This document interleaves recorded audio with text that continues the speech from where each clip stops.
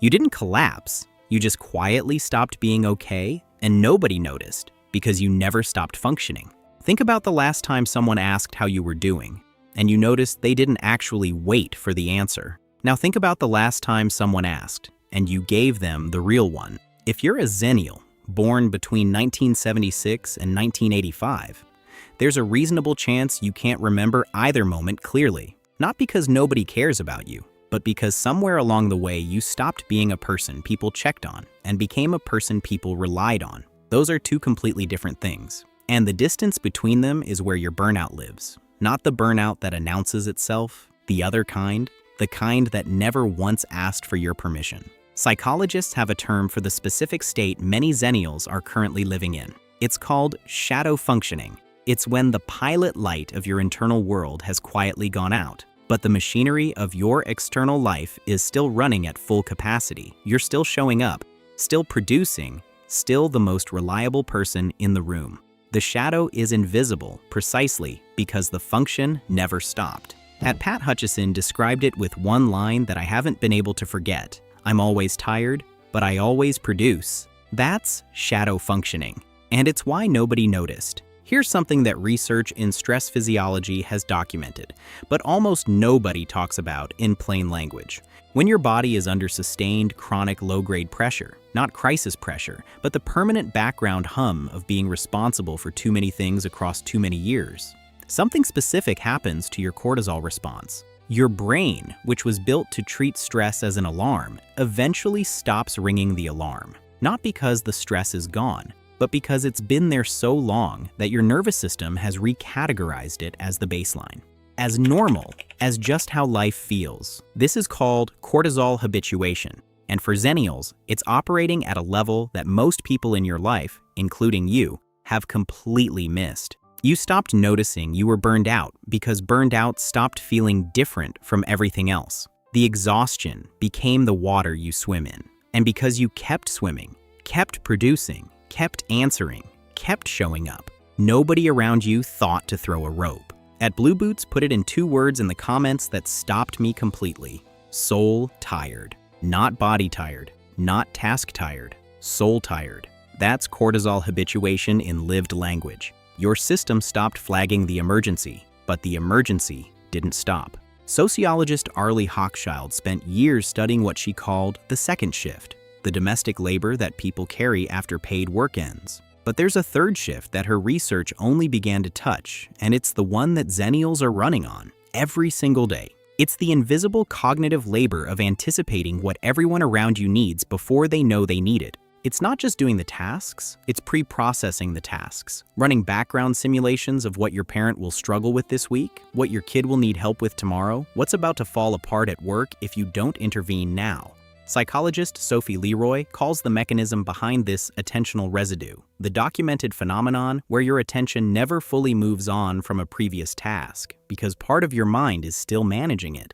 Xennials aren't just task switching, they're permanently managing a mental queue that never empties, and because this labor is invisible, because it produces no output anyone can see, it generates no recognition, no acknowledgement, no rest. It just runs, quietly, continuously, in the background of everything else you do. This is what At Waste was describing when they commented something I genuinely couldn't move past. I am saturated, my reserves are depleted, my health is failing, and yet, if not I, then whom?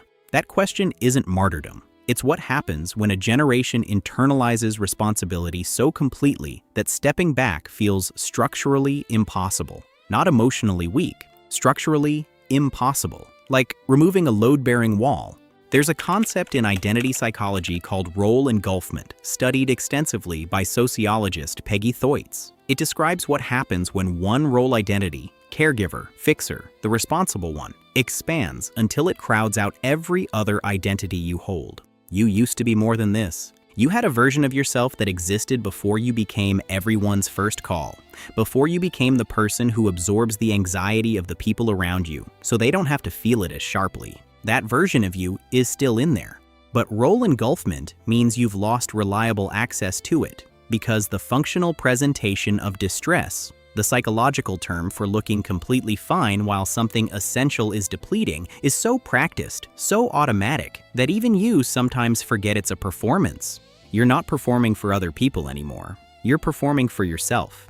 And that's the part that's genuinely hard to come back from without noticing it first. Psychologist James Gross at Stanford has spent decades studying two strategies people use to manage difficult emotions. The first is cognitive reappraisal, actually processing the feeling and reframing it. The second is expressive suppression, keeping functioning while the feeling runs underneath, unaddressed. His findings are precise and uncomfortable. Suppression works in the short term. You stay productive, you stay reliable, you don't burden anyone. But suppression carries a significant and measurable cognitive tax. Every time you suppress rather than process, you spend working memory, attentional resources, cognitive bandwidth that then isn't available for the things that actually require your full mind. Xennials have been running on expressive suppression for years, not because you're emotionally avoidant, but because you were formed in an era where processing out loud wasn't the available option. You got on with things.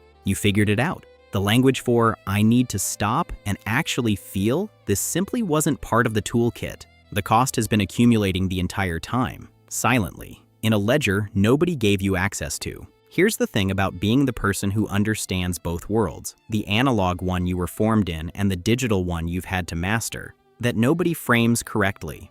It's not just that you do more, it's that you comprehend more simultaneously. Your parents' confusion, your kids' anxiety, your colleagues' blind spots.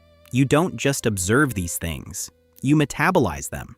You run them through your own system and translate them into something manageable for everyone else. Research on secondary traumatic stress, originally developed to understand what happens to therapists and first responders, describes the specific exhaustion that comes from being the emotional container for other people's distress over extended time. You don't have to experience the crisis directly. You just have to hold space for it repeatedly, absorb it, process it, keep going. Xennials have been doing this for 2 generations simultaneously, upward toward parents navigating a world they don't recognize, downward toward children navigating a world that moves faster than childhood should. That's not a metaphor. That's a documented neurological load, and it doesn't go away just because you never complain about it. There's no quick fix here. You know that already. But here's what's true, and it matters.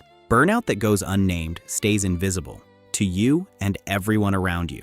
The moment you name it, something shifts. Not immediately, not dramatically, but the nervous system responds differently to a recognized condition than to background noise. Naming it moves it from "this is just how I am" into "this is something that happened to me over time" for completely understandable reasons. You didn't burn out because you were weak. You burned out because you were consistently, completely relied upon by people who needed you in a world that kept accelerating, while the version of you that needed tending never quite made it to the top of anyone's list, including yours.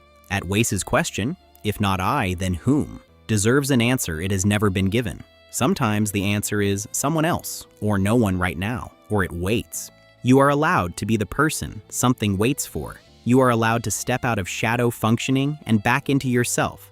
Not all at once, but deliberately and without guilt. You've been the first call for a long time. It's okay if sometimes you're not immediately available.